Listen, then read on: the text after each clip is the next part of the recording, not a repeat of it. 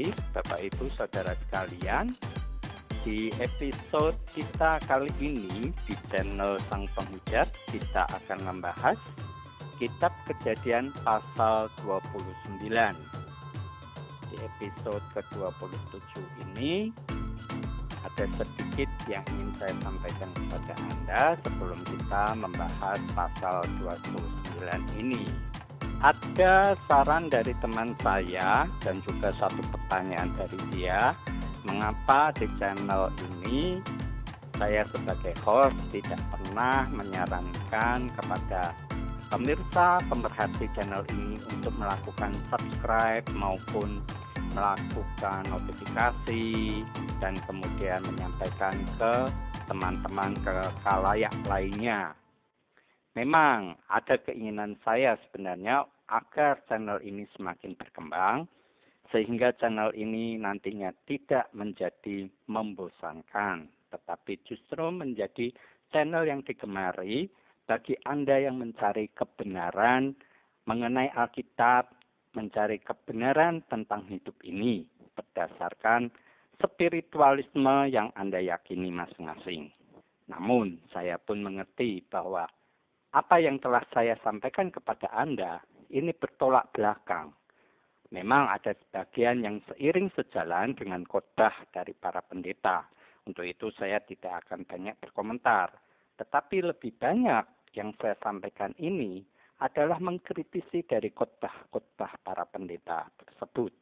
Jadi ini akan memancing satu rasa yang tidak mengenakan, rasa yang tidak nyaman bagi Anda yang sudah terdogma oleh ajaran Anda.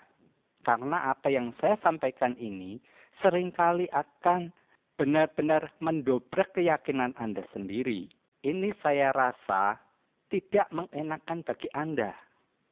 Untuk itulah, makanya saya sendiri tahu betul bahwa channel Sang Penghujat ini nantinya, jika Anda memang meyakini akan satu kebenaran itu, bisa diadu di channel ini untuk mendapatkan kebenaran yang hakiki. Karena kebenaran itu adalah mutlak. Sementara pembenaran ya tergantung dari individu masing-masing, termasuk saya pribadi di sini. Makanya saya membuat channel ini, sehingga kita nantinya bisa saling berbagi. Untuk itulah saya tidak pernah menyarankan, tidak pernah memaksa Anda untuk melakukan subscribe, melakukan notifikasi, ataupun membagikan channel ini kepada rekan-rekan Anda, saudara-saudara Anda, kerabat Anda, siapapun juga. Karena saya ingin bahwa Tuhan sendiri yang berkarya di channel ini. Namun, memang dari apa yang disarankan oleh teman saya tersebut untuk bisa menghimbau Anda untuk melakukan subscribe dan menyampaikan kepada rekan-rekan, kepada sahabat, kepada keluarga Anda semuanya untuk menyaksikan channel ini, ya itu tergantung dari Anda sendiri. Tidak ada keinginan pemaksaan dalam hati saya agar Anda memberitahukan, istilah saya adalah woro-woro kepada semua orang untuk mengikuti channel ini. Memang besar harapan saya bahwa channel ini nantinya pun akan berkembang dengan subscriber yang berjuta-juta orang yang dapat menyaksikan channel ini. Karena ada keinginan saya apabila channel ini pun melambung tinggi, terlebih-lebih jika YouTube sendiri dapat melakukan monetisasi terhadap channel ini sehingga saya mendapatkan pembayaran dari iklan yang mungkin tampil di channel ini. Ada keinginan saya untuk membagikan itu juga kepada para pemirsa, pemerhati channel ini juga. Itu harapan saya, sehingga channel ini pun menjadi berkat untuk Anda dan kepada orang-orang lainnya. Oke, itu sedikit tanggapan yang bisa saya berikan di awal episode ke-27 ini. Sekarang marilah kita membuka Alkitab kita dan kita membahas Kitab Kejadian pasal ke-29. Ini oleh LAI diberi subjudul Yakub di rumah Laban, dan kemudian di ayat ke-31 ini diberi subjudul anak-anak Yakub. Keseluruhan dari pasal 29 ini terdiri dari 35 ayat. Mari kita membahasnya ayat demi ayat yang ada.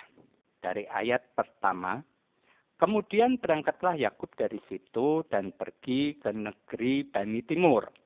Ketika ia memandang sekelilingnya, dilihatnya ada sebuah sumur di padang dan ada 3 kumpulan kambing domba berbaring di dekatnya. Sebab dari sumur itulah orang memberi minum kumpulan-kumpulan kambing domba itu, adapun batu penutup sumur itu besar. Dan apabila segala kumpulan kambing domba itu digiring berkumpul ke sana, maka gembala-gembala menggulingkan batu itu dari mulut sumur, lalu kambing domba itu diberi minum. Kemudian dikembalikanlah batu itu lagi ke mulut sumur itu. Oke, ini kita berhenti dulu, kita analisa satu persatu di sini. Kita tahu bahwa Yakub ini sudah melarikan diri dari saudaranya sendiri, yakni Esau, karena diketahui bahwa Esau ini akan membunuh dirinya. Maka Yakub melarikan diri ke tempat Laban. Dan ketika dia sampai ke negeri Bani Timur, ini tidak ketahuan Bani Timur ini apakah, tapi jelas kata Bani ini adalah satu keturunan. Bani ini adalah keturunan di timur. Berarti tempat Laban ini ada di sebelah timur. Timur mana? Kita juga tidak tahu, karena anggapan timur, barat, selatan, utaranya ini dipandang dari sebelah mananya. Kalau kita mengikuti cerita ini berarti dari rumah Ishak tentunya dianggap bahwa ini arahnya timur. Makanya disebut ke Bani Timur. Ketika sampai di situ dia melihat ada orang yang sedang mengembalakan kambing domba. Dan di sini kalau dia melihat ketika memberi minum dari sumur, itu ada batu yang menutupi sumur itu, kemudian setelah memberi minum, batunya dikembalikan lagi. Nah, ini kan satu bentuk, mungkin boleh dikata ini adalah kedisiplinan untuk menjaga sumur itu tetap bersih, sehingga tidak tercemar. Jadi sumur itu benar-benar sumur yang bisa digunakan untuk bisa langsung diminum. Nah, ini diminum mungkin hanya untuk ternak, ataukah ini juga digunakan untuk minum manusia? Ini tidak disebutkan di sini. Tetapi kalau kita melihat dari cerita sebelumnya bahwa Ishak menggali sumur di situ sehingga airnya berbuah-buah, pastinya itu juga digunakan untuk kebutuhan manusia setiap harinya.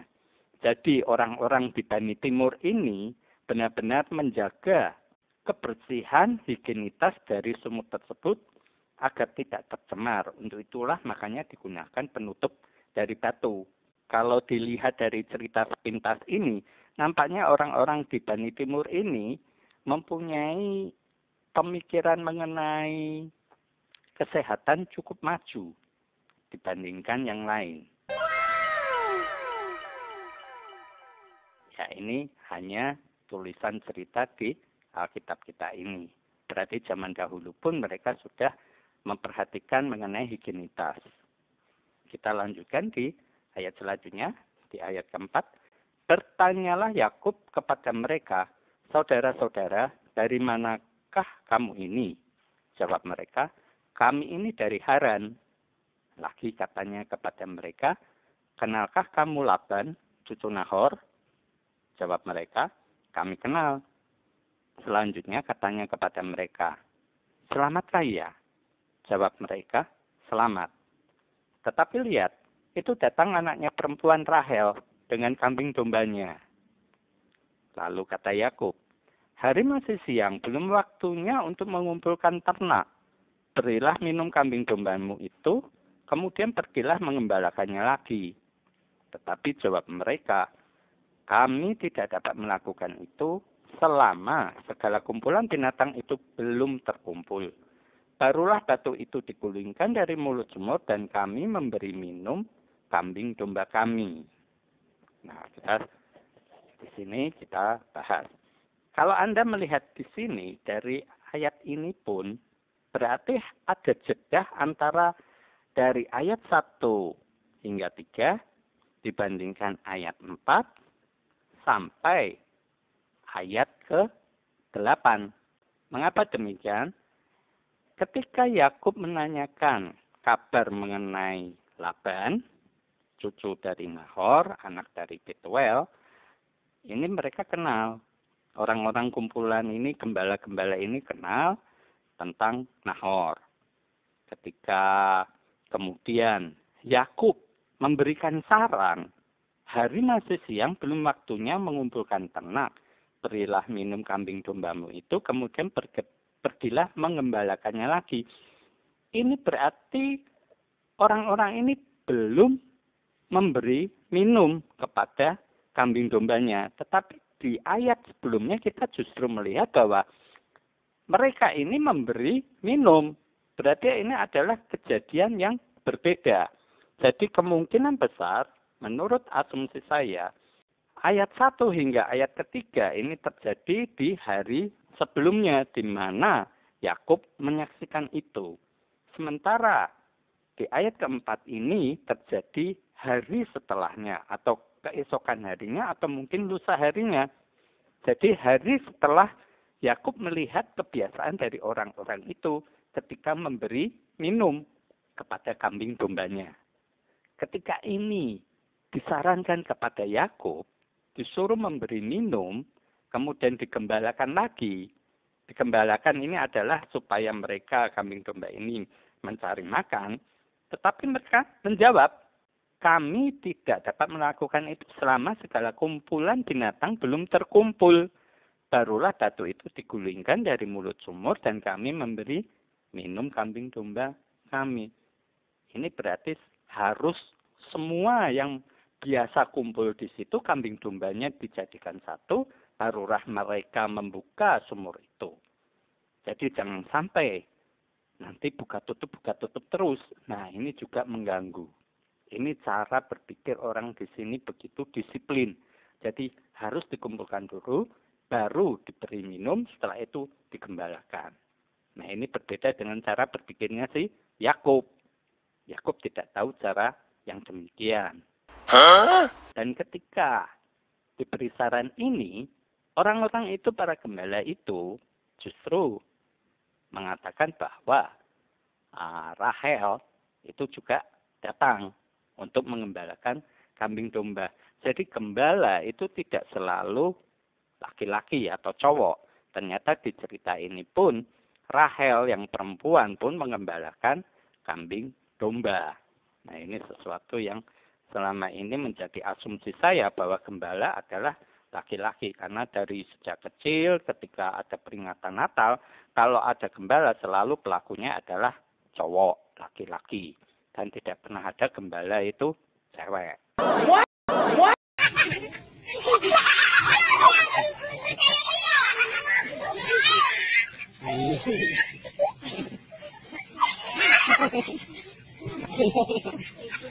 Kita lanjutkan lagi di ayat ke-9.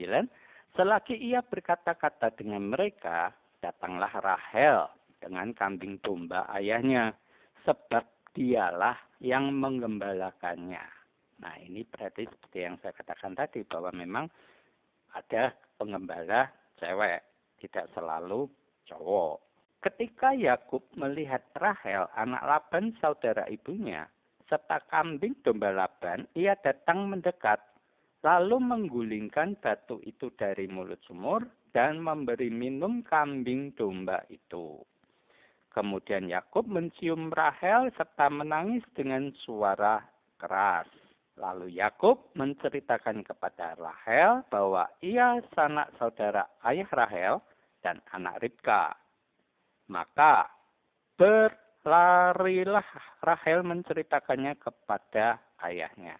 Kita lihat juga di sini bahwa ketika Yakub melihat Rahel, dia menggulingkan batu dari mulut sumur seorang diri. Bayangan saya tadinya bahwa batu yang untuk menutup sumur ini berat. Makanya para gembala itu akan menggulingkan batu tersebut bersama-sama, kemudian memberikan minum kepada kambing domba mereka. Setelah itu mengangkat batu lagi. Itu saya pikir tadinya asumsi saya bahwa ini batu penutupnya berat. Tetapi ternyata cerita di sini Yakub seorang diri mampu mengangkat batu sumur itu kemudian memberi minum. Berarti batunya sendiri tidak terlalu berat karena Yakub bisa mengangkat seorang diri. Tapi apa yang dilakukan Yakub ini juga yaitu kembali lagi bahwa itu satu tindakan yang mungkin saya anggap sebagai yang sok-sokan gitu ya, karena yang datang ini saudaranya, lantas dia kan orang asing di sini. Dia mengambil tindakan memberikan minum kepada kambing dombanya Rahel. Ya mungkin untuk cari muka lah begitu. Ini asumsi saya. Silakan Anda bisa terima atau tidak, ya terserah Anda sendiri. Kemudian setelah itu dia menceritakan. Dia mencium Rahel, menangis, kemudian bercerita kepada Rahel mengenai dirinya. Nah, ini sesuatu yang ya satu hal yang dilebih-lebihkan. Ya ini Yakub mungkin kalau jadi aktor ya aktor kawaan, aktor yang hebat kali kalau menurut saya, bahwa dia kemudian bercerita begini. Ini ceritanya juga cerita apa kita tidak diinformasikan secara jelas, tetapi dia hanya dituliskan di sini. Yakub menceritakan kepada Rahel bahwa ia sanak saudara ayah Rahel, anak Ribka. Udah di situ aja. Setelah itu justru Rahel menceritakan kepada ayahnya. Kita sambung di ayat ke-13. Segera sesudah Laban mendengar kabar tentang Yakub anak saudaranya itu, berlarilah ia menyongsong dia, lalu mendekat dan mencium dia, kemudian membawanya ke rumahnya. Maka Yakub menceritakan segala hal ihwalnya kepada Laban. Nah, ini juga disambung lagi. Setelah dia menceritakan kepada Rahel, ketika ketemu dengan si Om Laban, dia pun menceritakan. Entah yang diceritakan modelnya gimana, ini tidak jelas. Apakah dia akan menceritakan secara jujur bahwa dia telah menipu Ishak mengenai hak kesulungan yang harusnya menjadi milik kakaknya si Esau, justru dengan tipu daya dia mengambil hak kesulungan itu. Ini tidak detail cerita di sini diinformasikan. Dan juga tidak pernah pendeta menceritakan hal ini. Apa yang diceritakan Yakub ini kepada Rahel, kepada Laban. Oh no! Kemudian hanya diteruskan di ayat 14 ini. Kata Laban kepadanya, sesungguhnya engkau saudara sedaging dengan aku. Maka tinggallah Yakub padanya genap sebulan lamanya. Kemudian berkatalah Laban kepada Yakub, masakan karena engkau adalah sanak saudaraku, engkau bekerja padaku dengan cuma-cuma. Katakanlah kepadaku apa yang patut menjadi upahmu. Ini ternyata Yakub setelah sebulan bekerja tinggal di tempat Laban, dia membantu. Mungkin di sini bekerjanya adalah mengembalakan kambing domba, mungkin juga bersih-bersih rumah atau apapun. Ini juga nggak jelas juga kerja apa Yakub di tempat omnya ini. Hanya dituliskan engkau bekerja padaku dengan cuma-cuma. Nah, ini kemudian Laban memberikan penawaran. Apa yang patut menjadi upahmu? Kemudian di ayat 16, di sini dituliskan, Laban mempunyai 2 anak perempuan. Yang lebih tua namanya Lea, dan yang lebih muda namanya Rahel. Lea tidak berseri matanya, tetapi Rahel itu elok sikapnya dan cantik parasnya. Yakub cinta kepada Rahel. Sebab itu ia berkata, aku mau bekerja padamu 7 tahun lamanya, untuk mendapat Rahel anakmu yang lebih muda itu. Sahut Laban, lebih baiklah ia kuberikan kepadamu daripada kepada orang lain. Maka tinggallah padaku. Jadi, bekerjalah Yakub 7 tahun lamanya untuk mendapat Rahel itu. Tetapi yang 7 tahun itu dianggapnya seperti beberapa hari saja. Karena cintanya kepada Rahel. Nah, di sini kita melihat bahwa Laban punya 2 orang anak, yaitu Lea dan Rahel. Si Yakub cinta kepada Rahel karena memang cantik dan elok sikapnya. Rahel berarti elok sikapnya, mungkin lembut, murah senyum. Sementara si Lea ini mungkin lebih banyak pendiam. Mungkin ya, ini hanya asumsi saya. Kalau seorang wanita, cewek, begitu remaja putri yang elok sikapnya ini pasti juga lemah lembut, ceria. Makanya di sini dikatakan berseri matanya. Berseri matanya ini kan sesuatu yang berbinar-binar. Seseorang yang penuh sukacita, matanya selalu bersinar-sinar. Begitu, karena riang gembira. Sementara kakaknya si Lea ini tidak berseri matanya. Mungkin termasuk orang-orang yang ya bisa masuk golongan melankolis. Begitu ya. Kalau sekarang ini mungkin kutu buku. Ya semacam itulah. Dan ternyata Yakub mencintai si Rahel. Dan dia menawarkan untuk kerja 7 tahun lamanya. Apakah Anda tahu mengapa harus bekerja 7 tahun lamanya di sini? Asumsi saya bahwa memang Yakub sendiri nggak punya apa-apa. Dia di situ bekerja. Dia hanya datang, hanya membawa badannya saja. Jadi, ya kalau memang ingin mengawini anak gadis orang, tentunya membawa lamaran. Nah, lamarannya dengan apa? Ya, dengan 7 tahun bekerja itu. Dia ingin membaktikan dengan upah selama 7 tahun sebagai lamaran, uang lamaran. Nah, itu sebagai upeti bagi Laban, omnya. Dan ternyata Laban sendiri merasa lebih nyaman apabila Rahel kawin dengan Yakub. Kita lanjut di ayat ke-21. Sesudah itu berkatalah Yakub kepada Laban, berikanlah kepadaku bakal istriku itu, sebab jangka waktuku telah genap, supaya aku akan kawin dengan dia. Lalu Laban mengundang semua orang di tempat itu dan mengadakan perjamuan. Nah, ini ceritanya dipersingkat ya, di shortcut begitu.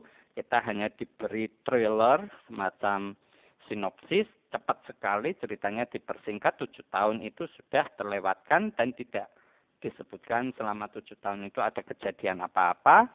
Lantas sudah 7 tahun dan kemudian Yakub minta dikawinkan. Dan Laban sendiri mengundang semua orang di tempat itu.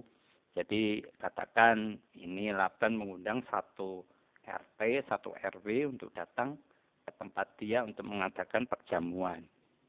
Kita lanjutkan di ayat ke-23. Tetapi pada waktu malam diambilnyalah Lea anaknya, lalu dibawanya kepada Yakub. Maka Yakub pun menghampiri dia. Lagi pula Laban memberikan Silpa, budaknya perempuan, kepada Lea, anaknya itu menjadi budaknya. Nah, ini satu tipu daya yang dilakukan Laban kepada keponakannya sendiri. Jadi yang harusnya dikawinkan adalah Rahel, tetapi oleh Laban diganti oleh Lea. Dan Lea kemudian diberi budak bernama Silpa, supaya ya jadi budaknya Lea, jadi pembantunya Lea. Kita lanjutkan. Tetapi pada waktu pagi tampaklah bahwa itu Lea. Lalu berkatalah Yakub kepada Laban, apakah yang kau perbuat terhadap aku ini? Bukankah untuk mendapat Rahel aku bekerja padamu? Mengapa engkau menipu aku? Jawab Laban, tidak biasa orang berbuat demikian di tempat kami ini, mengawinkan adiknya lebih dahulu daripada kakaknya. Genapilah dahulu 7 hari perkawinanmu dengan anakku ini. Kemudian anakku yang lain pun akan diberikan kepadamu sebagai upah, asal engkau bekerja pula padaku 7 tahun lagi. Wow, ini satu trik yang luar biasa yang dilakukan Laban. Nah, ini saya sendiri di sini karena tidak diceritakan secara detail, apakah memang Yakub ini bercerita bahwa dia sudah melakukan tipu muslihat terhadap Ishak?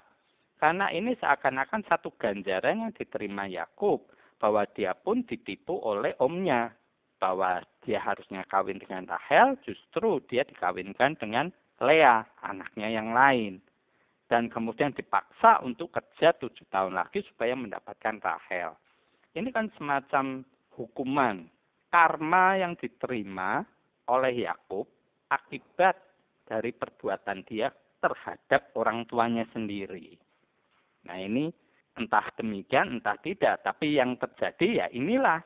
Dan kita bisa berasumsi sendiri-sendiri.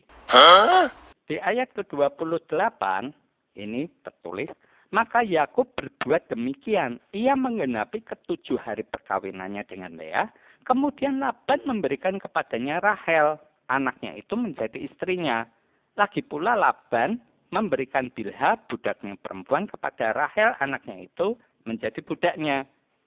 Yakub menghampiri Rahel juga. Malah ia lebih cinta kepada Rahel daripada kepada Lea. Demikianlah ia bekerja pula pada Laban 7 tahun lagi. Nah, setelah 7 hari perkawinan dengan Lea, ini Laban memberikan Rahel. Berarti ini ada perkawinan lagi setelah 1 minggu. Yakub kawin dengan Rahel. Dan juga Rahel mendapatkan pembantu cewek yang bernama Bilha sebagai budaknya. Nah, ini satu cerita yang ya boleh dikata lucu, tapi juga menyedihkan. Terjadi hal tipu menipu satu sama lain, dan ini ada di dalam satu keluarga. Sekup keluarga sampai terjadi tipu menipu antara anak dengan bapak, antara om dengan keponakan. Nah ini terjadi tipu menipu semacam ini. Jalinan cerita, kalau saya katakan ini jalinan cerita para bandit, ya semacam inilah yang terjadi. Dan kita dibawa oleh penulis Alkitab ini, kitab Kejadian ini, untuk mengikuti cerita tipu menipu. Dan kita melihat nantinya tokoh utamanya yaitu Tuhan bertindak sebagai apa. Di sini sama sekali tidak ada selama 7 tahun, bahkan 7 tahun lagi, selama 14 tahun kehidupan Yakub, kata Tuhan tidak muncul. Dan tidak dituliskan oleh si penulis kitab Kejadian ini. Mungkin 14 tahun ya Tuhan mungkin jalan-jalan, Tuhan tidur, ya Tuhan mungkin nyantai-nyantai begitulah.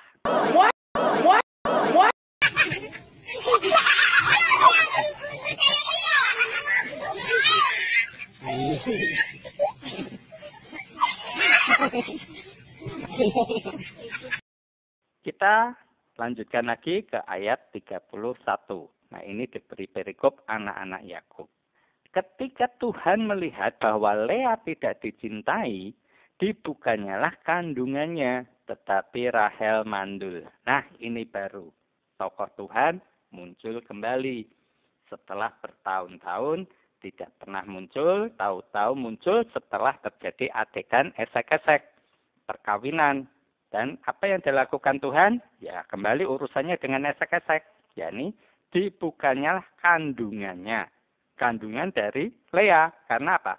Lea tidak dicintai, justru dibuka kandungannya. Sementara yang dicintai yakni Rahel menjadi mandul. Kita lanjutkan di ayat ke-32. Lea mengandung, lalu melahirkan seorang anak laki-laki dan menamainya Ruben. Sebab katanya, sesungguhnya Tuhan telah memperhatikan kesengsaraanku. Sekarang, tentulah aku akan dicintai oleh suamiku. Ini adalah harapan dari Lea. Karena dia memang merasakan bahwa ia tidak dicintai oleh Yakub. Ketika dia memperoleh anak laki-laki, diberi nama Ruben. Nah, ini arti kata Ruben Anda bisa mencari juga di Google atau Anda tanya langsung kepada gembala gereja Anda. Di sini satu pengharapan dari Lea dan juga syukur Lea kepada Tuhan. Dan disinilah baru nama Tuhan kembali disebut-sebut. Sebelumnya Tuhannya di mana? Ya terserah Anda berasumsi. Yang jelas dari tadi saya bercerita, saya mengulas ini tidak ada kata Tuhan. baru muncul kata Tuhan ketika setelah terjadi perkawinan. Kita lanjutkan di ayat ke-33. Mengandung pula lah ia, lalu melahirkan seorang anak laki-laki. Maka ia berkata, sesungguhnya Tuhan telah mendengar bahwa aku tidak dicintai. Lalu diberikannya pula anak ini kepadaku. Maka ia menamai anak itu Simeon. Nah ini kembali Lea. Mengandung pula lah ia. Ia ini Lea. Lea mengandung untuk kedua kalinya. Dan keluar lagi anak laki-laki. Dan diberi nama Simeon. Di ayat ke-34. Mengandung pula lah ia. Ini siapa? Lea lagi. Lalu melahirkan seorang anak laki-laki. Maka ia berkata, sekali ini suamiku akan lebih erat kepadaku karena aku telah melahirkan 3 anak laki-laki baginya. Itulah sebabnya ia menamai anak itu Lewi. Oh, ini berarti Lea sudah 3 kali melahirkan. Dan anaknya laki-laki semua. Satu hal yang disebut keberuntungan, kemujuran kalau mempunyai anak laki-laki. Dan ini ketiganya laki-laki semua. Berarti Lea ini mendapatkan berkah anugerah dari Tuhan yang luar biasa. Di ayat terakhir di 35. Mengandung pula lah ia lalu melahirkan seorang anak laki-laki. Maka ia berkata, sekali ini aku akan bersyukur kepada Tuhan. Itulah sebabnya ia menamai anak itu Yehuda. Sesudah itu ia tidak melahirkan lagi. Nah ini Lea melahirkan hingga ke-4 kalinya dan kesemuanya laki-laki. Dan kita tahu bahwa anak yang ke-4 diberi nama Yehuda inilah sebagai satu tonggak yang nantinya sebagai jalur munculnya Mesias. Ini yang menjadi nubuatan dari nabi-nabi zaman dahulu dan sering diulas oleh para pendeta mengenai tokoh Yehuda ini. Patut kita memperhatikan di kalimat terakhir dari ayat ke-35 ini. Sesudah itu ia tidak melahirkan lagi. Kalimat ini kalimat hoax. Ini kalimat tipuan dan jangan dipercaya. Mengapa demikian? Ya, nanti kita akan melihat di episode selanjutnya. Mengapa saya katakan demikian? Karena kejadiannya akan membuktikan hal yang berbeda. Bahwa kalimat sesudah itu ia tidak melahirkan lagi, ini jelas-jelas keliru.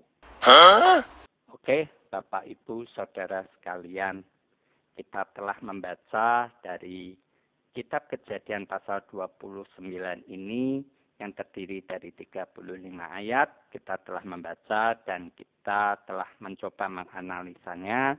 Apa yang kita dapatkan dari sini? Ini adalah satu cerita, semacam sinetron mengenai kehidupan dari orang yang bernama Yakub yang suka menipu, dan di sini peran Tuhan yang selalu kita yakini ini hanya muncul setelah terjadinya pernikahan, dan urusan Tuhan nampaknya selalu hanya urusan esek-esek belaka. Dan ini mau tidak mau harus kita analisa lebih mendalam. Apakah memang Tuhan itu hanya suka dengan hal-hal yang berbau seksual, sehingga yang diurus hanya selalu masalah esek-esek doang. Ya ini bagi channel Sang Penghujat yang ditampilkan memang hanya ini. Dan saya pun tidak akan membahas dengan menggunakan perjanjian baru, analisa dari Petrus, analisa dari Paulus, dari Yohanes, atau dari siapapun juga. Kita menganalisa ya dari Kejadian 29 ini sendiri, berdiri sendiri, dan kita analisa berdasarkan apa yang telah Tuhan berikan kepada kita, yaitu apa? Akal budi kita untuk bisa mengerti peran Tuhan di sini. Peran Tuhan hanya membukakan kandungan dan menutup kandungan di pasal ke-29 ini. Selebihnya tidak ada. Mana ada peran Tuhan di sini? Tidak ada. Urusan Tuhan hanya buka tutup kandungan. Emang Tuhan itu hanya dokter kandungan.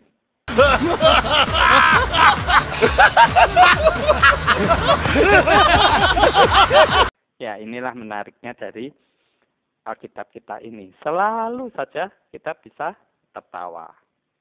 Untuk itulah kita selalu bisa bersukacita di dalam Tuhan.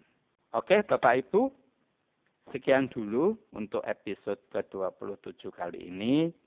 Kita akan lanjutkan lagi pembacaan kita mengenai Alkitab di episode selanjutnya.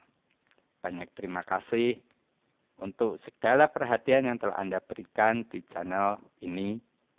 Dan apabila Anda ingin membagikan channel ini kepada rekan-rekan, sahabat, saudara-saudara Anda, kerabat-kerabat Anda, silahkan saja. Tidak ada paksaan dan juga tidak ada larangan. Tidak ada satu intimidasi dari saya mengharuskan untuk membagikan channel ini kepada siapapun juga. Itu tergantung dari niat Anda sendiri. Saya hanya dapat mengucapkan banyak terima kasih untuk segala yang telah Anda berikan di channel Sang Penghujat ini. Terima kasih. Shalom.